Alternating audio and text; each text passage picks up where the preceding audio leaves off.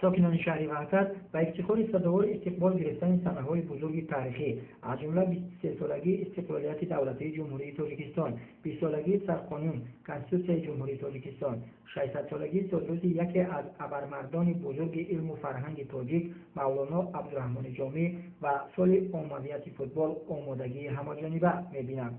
طبق دستور و سفارش‌های پرزیدنت جمهوری تاجیکستان امامعلی رحمان در دوام 7 ماه سال 2014 در روستا و مرکز شهر وحدت کارهای آبادانی و سازندگی وسعت می‌یابد. با دستگیری حکومت جمهوری تاجیکستان در آستانه این صحنه‌های فرخنده تاریخی عین حال در شهر وحدت دو انشاءات نو بنیاد گردیده مورد استفاده قرار داده می‌شود. همچنین با مقصد در عمل تطبیق نمودن دستور و سفارش‌های سرور دولت و اعلام گردیدن سال 2014 همچون سال آمادیت فوتبال در شفت شهرهای اساسی دوشنبه، وحدت، دنگرک، کلباب، در دهاتی بازاربای برونوس، دهه چرتک مجموعه ورزشی نو و زمانوی برای 25000 جای نشست ساخته می‌شود. ذکر نمودن جایز است که ورزشکاران شهر وحدت در سال 2014 با دستاوردهای نوی ورزشی کامیاب گردیدند. ورزشکاران شهر وحدت در نیم ساله اول سال 2014 در 28 مسابقه‌های شهری و ناحیه‌ای شرکت ورزیده صاحب 55 مدال طلا، 28 مدال نقره و 31 مدال برنج گردیدند. دسته خیر شهر وحدت در مسابقه بین‌المللی برای دریافت جام بهارستان سزاوار جای دوم گردیده صاحب مدال‌های نقره شدند. ورزشکاران شهر باشد در مسابقه‌های بین‌المللی شرکت ورزیده در مجموع صاحب 3 مدال طلا و 3 مدال نقره گردیدند. حکومت جمهوری تاجیکستان در سمت بلند برداشتن سطح تعلیم و تربیت نسل نورست فراهم آوردن شرایط ارزنده برای افزایش کردن علم و دانش پیوسته تدبیرهای سودمند را راه‌اندازی می‌نماید. در این زمینه طبق لایحه در دهه چرتک دهاتی بازاربای برونوس شهر وحدت مکتب نو زمانوی ساخته می‌شود. در دهات چویانگران دهه لیژر با دستگیری و مبلغ‌گذاری حکومت جمهوری تاجیکستان عین حال کارهای آخرین ساختمانی در انشاءات نوی تعلیمی با مرام ادامه دارد. بنای مکتب نوی مذکور دو آشیانه بوده برای 620 خواننده بنیاد می‌گردد و آن در عرفه سال خانش 2014-2015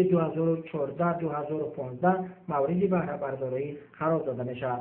مکتب نو زمانوی با طلبات امروزه جوابگو ساخته شده همچنین در شفت انشاءات مذکور ورزشگاه نو ساخته می‌شود. با افتخار سالگرد استقلالیت دولتی جمهوری تاجیکستان عین زمان در دهه تنگه‌ای جماعت دهات سیمیگان انشاءات نوی تندرستی پرستار 2014 ساختمانش با مرام ادامه دارد.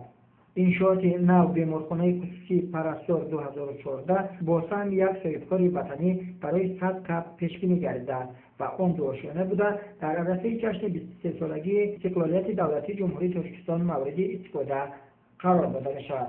4 ماه قبل ضمن تشریف پرزیدنت جمهوری تاجیکستان به شهر وحدت در افتتاح گردخانه خیر، کارخانه کارکرد پست و استحصال محصولات چرمین، کارخانه دوزندگی برای 500 نفر شیور مورد استفاده قرار داده شد. طبق معلومات‌ها در این دوره در کارخانه به استفاده داده شده از جمله در فابریکه دوزندگی یافت 2000 روم و کارخانه کارکرد پوست و استحصال محصولات چرمین شماره زیادی زنان و دختران به آموزش کسب قرار گرفته شدند. در این دوره باز یک قطار انشاءات خرد و بزرگ مورد استفاده برای قرار داده شد.